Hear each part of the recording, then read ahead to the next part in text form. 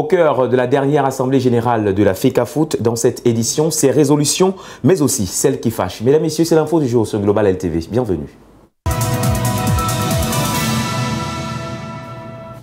La Fédération camerounaise de football a tenu le 16 novembre dernier son assemblée générale ordinaire. Présidée par Samuel Eto'o-Fils, président de l'instance fêtière du football camerounais, les participants en sont sortis avec 13 résolutions, parmi lesquelles la révision de la convention MINCEF-FECAFOOT du 5 février 2015. Reportage. L'assemblée générale ordinaire de la FECAFOOT s'est tenue le 16 novembre dernier au centre de l'excellence de la Confédération africaine de football à Bankomo. La séance, présidée par Samuel Eto'o, président de l'instance fêtière du football camerounais, a vu l'adoption de 13 résolutions par les 53 membres présents. Parmi celles-ci, par 46 votes pour 1 contre et 6 abstentions, l'Assemblée générale décide de retirer l'agrément du Syndicat national des footballeurs du Cameroun, en abrégé SENAFOG, en tant que représentant des joueurs au sein de la FECAFOOT. Également, les comptes annuels de la Fédération camerounaise de football arrêtés au 31 décembre 2023 et audités par le cabinet Newco Audit Charles sont approuvés à l'unanimité par l'Assemblée générale. Le budget de l'exercice 2024 ainsi que les dépenses déjà engagées sont eux aussi validés à l'unanimité des membres présents. L'Assemblée générale admet d'un commun accord l'ANFC entendait l'Association nationale des footballeurs du Cameroun comme représentant des joueurs au sein de la FECAFOOT. Avec 43 votes favorables, l'Assemblée générale adopte après amendement les modifications des statuts du règlement financier, du règlement intérieur de passation des marchés et des textes relatifs à l'organisation de la FECAFOOT. Elle autorise le comité exécutif, à l'unanimité, à poursuivre les démarches pour réviser la convention MINCEF-FECAFOOT du 5 février 2015, conformément aux directives de la FIFA. Sous la supervision de la commission électorale, l'AG procède à l'élection des nouveaux membres du comité exécutif. Voilà, entre autres, les différentes résolutions qui découlent de cette Assemblée générale ordinaire, même si certaines décisions suscitent aujourd'hui des polémiques au sein de l'opinion publique camerounaise. L'autre point à l'ordre du jour de cette Assemblée générale, l'installation de son nouvel secrétaire général, Isaac Noé Mandon. Il ne sera pas le premier depuis la présidence de Samuel Eto'o à la tête de la Fédération camerounaise de football. John Gong fait un rappel dans cet élément de ceux qui ont occupé ce poste. Regardons. Isaac Mandong has officially taken on the role of Secretary General at the Cameroon Football Federation following a decision made during the Executive Committee session held on Friday, November 15, 2024. Mandong replaces Blaise Junang, who now transitions to the position of Special Advisor to the FECAFOOT President with the rank of SG. This unexpected move opens a new chapter for the Federation headquartered at Tinga, Yaoundé. Mandong's appointment marks the fourth change in the Secretary General position in just 3 years since Eto'o's election as president on December 11, 2021. Analysts are describing this pattern as a rotating door for SGs under Eto'o's reign. Let's take a look at the timeline. Eto'o began his presidency by retaining Parfait Siki, a holdover from the previous administration led by Seydou Mbombunjoya. Siki's tenure, however, was short-lived as legal challenges arose, paving the way for Benjamin Banlock. Banlock's tenure ended abruptly amid controversial resignations and sharp criticisms. Blaise Junang was next to assume the role, initially in an interim capacity before being confirmed in 2023. Junang's time as Secretary General was marked by notable administrative activity, including handling tense conflicts between FECAFOOT and the Ministry of Sports and Physical Education. Now, the reins have passed to Isaac Mandong, who had already been stepping into leadership roles, signing critical documents during the Interpol tournament. Mandong will not work alone. Assisting him in this new chapter will be Amgwa Benoit Christian, whose expertise is expected to complement Mandong's leadership as FECAFOOT moves forward with its ambitious projects and reforms. Dans l'ordre des 13 résolutions adoptées lors de cette Assemblée générale, une a la particularité de faire couler encre et salive. Eh bien, il s'agit de celle qui consiste à soustraire le SINAFOG des activités en rapport avec la Fédération camerounaise de football, une disposition du COMEX qui n'est pas allée sans réaction du syndicat. La question tient de ce qui est la pompe de discorde entre des amis d'hier. Cette question a été posée dans cet élément que signe Colin Bekatal. À la sortie des travaux de l'Assemblée générale de la FECAFOOT, l'on aura retenu entre autres promesses de Samuel Eto'o que la reprise du championnat est imminente. Nous étions tous en attente des décisions du comité exécutif et de l'AG. Nous étions tous impatients que nos championnats reprennent et je suis content d'annoncer que nos championnats vont reprendre dans quelques semaines. Une assemblée dont les résolutions ne faisaient pas toutes l'unanimité au sein de la communauté footballistique du Cameroun. C'est le cas de citer la décision du comité exécutif de la FECAFOOT qui a décidé de retirer l'agrément au SINAFOG comme membre de l'instance fêtière du football national. Il fallait bien s'attendre à la réaction de l'autre camp. En réponse donc à cette disposition, le syndicat avec en première ligne son président Jérémy Soal-Nditap s'engage à user de toutes les voies pour s'opposer à ce qui va à l'encontre des intérêts des footballeurs.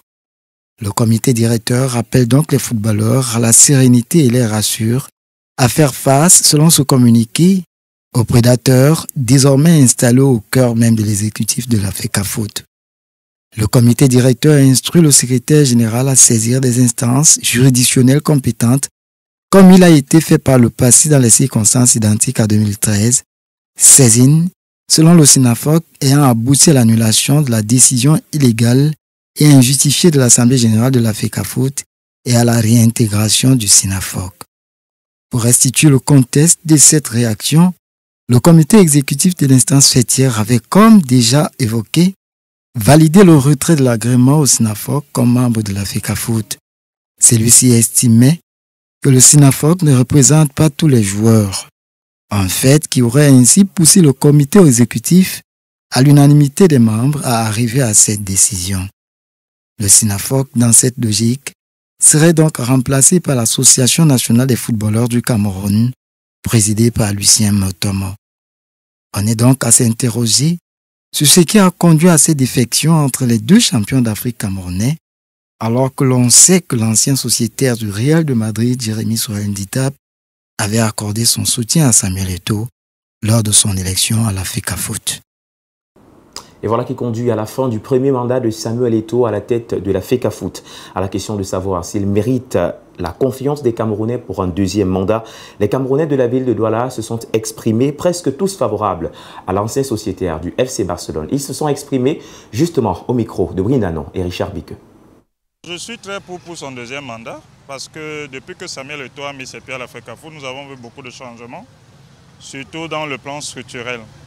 Avec ce qu'il a pu réaliser, d'abord finir le bâtiment de la FECAFOOT et aussi créer tout un grand investissement au niveau de l'infrastructure qu'il a fait pour regrouper les joueurs et autres. Donc, vu son efficacité dans le domaine, nous pensons qu'un prochain mandat sera bon pour la FECAFOOT. Je suis pour le second mandat de Eto'o à la FECAFOOT à 100%. 100%, je suis pour par rapport à tout ce qu'il fait à la FECAFOOT actuellement, par rapport au football camerounais local qui est en train d'évoluer, tout le monde est en train de voir les infrastructures que Eto'o est en train de mettre sur place. Donc, selon moi, personne ne peut douter ou ne peut refuser son second mandat. Je suis pour, parce que Eto'o est le meilleur. Il est le meilleur et puis il gère bien la FECAFOOT. Je suis pour son second mandat. C'est un homme qui est venu apporter la lumière à FECAFOOT. Hein? Il a enlevé la magouille.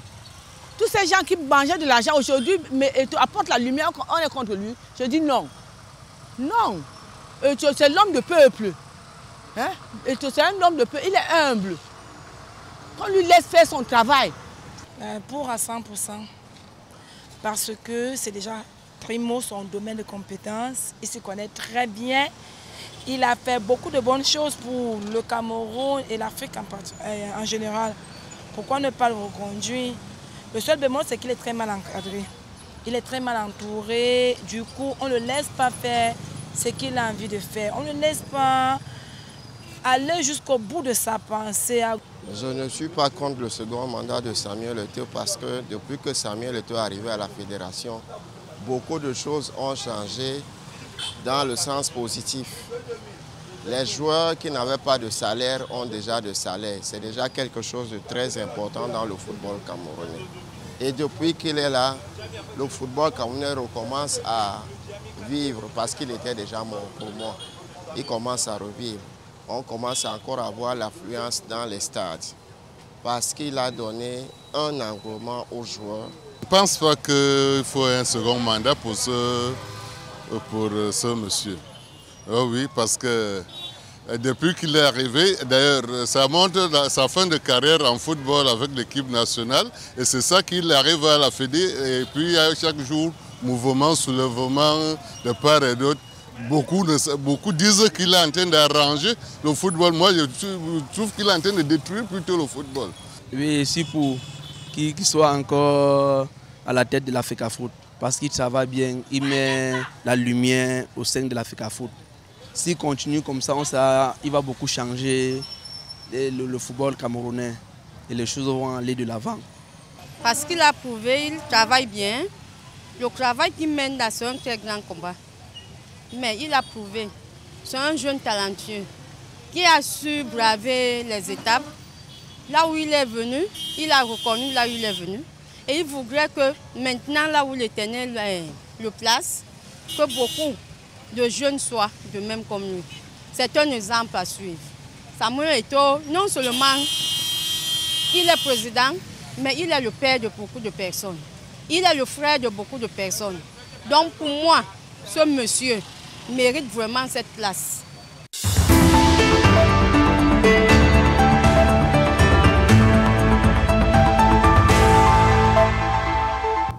Dans notre bonus de l'info, mesdames, messieurs, cette brève, les Lions indomptables du Cameroun ont disputé hier contre le Zimbabwe, le match comptant pour la 6e journée des éliminatoires de la CAN Maroc 2025. La rencontre qui a lieu au stade Amadou Ahidjo de Yaoundé s'est soldée par une victoire des Lions 2-1.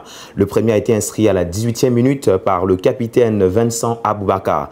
Par la suite, l'ailier Georges-Kevin Koudou a fait le break à la 23e minute. Il a fallu attendre la seconde mi-temps pour voir à la 73e minute les visiteurs réduire la marque. Le Cameroun finit donc premier du groupe J, suivi de son adversaire du jour, tous les deux qualifiés pour la phase finale de cette Coupe d'Afrique des Nations à venir. Mesdames, Messieurs, c'est la fin de cette édition. L'info du jour sur Global LTV. Merci de l'avoir suivi. Et puisque nous sommes en sport, on va mettre la balle au centre et on se donne rendez-vous au Maroc pour la Coupe d'Afrique des Nations. Bye bye.